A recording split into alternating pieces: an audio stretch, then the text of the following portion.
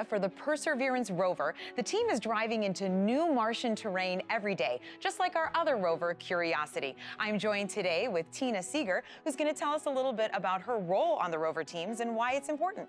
Well, I'm a geologist who studies rocks on Mars. So just like on Earth, geologists on Mars rely on familiar names on a map to understand the landscape and communicate with each other about the rocks seen by the rovers. Curiosity and Perseverance are located in different craters more than 2,000 miles from each other and naming rocks in those craters after places on Earth. Curiosity just drilled Ubahara, named after a national park in Brazil, and Perseverance is studying Belva Crater. Belva is a town in West Virginia named after Belva Ann Lockwood, who was one of the first women to run for president. So who decides the names on Mars?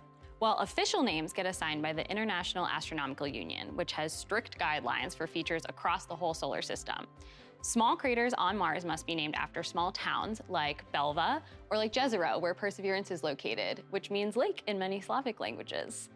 Smaller features like rocks, cliffs, meteorites, those get nicknames chosen by the rover teams that are not official, but they do stick. How do you come up with the names for these smaller features like rocks? Well, in the 90s, they came up with names on the fly, and that's why you got silly names like Barnacle Bill, Indiana Jones, but now we compile lists of names ahead of time based on different themes. We draw a grid on the map where each square is a different quadrant that represents a different theme. Curiosity has used names from South America, Scotland. Perseverance uses names from national parks around the world.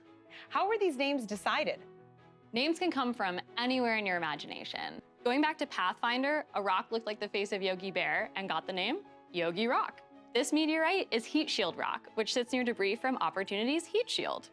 Drilled rock samples that Perseverance has dropped for collection also have names like Bear Wallow, which is named after a hiking trail in Shenandoah National Park. One of my favorite Curiosity targets is called Bonanza King, which is named after the Bonanza King rock formation near Death Valley. Here, we see an area that resembles a strip of bacon when viewed from space, so we jokingly called it the Bacon Strip. Since arriving at the site with Perseverance, we had to give it a name that fit the Shenandoah theme, so we chose Hog Wallow Flats. If you could come up with a name for a rock, what would it be?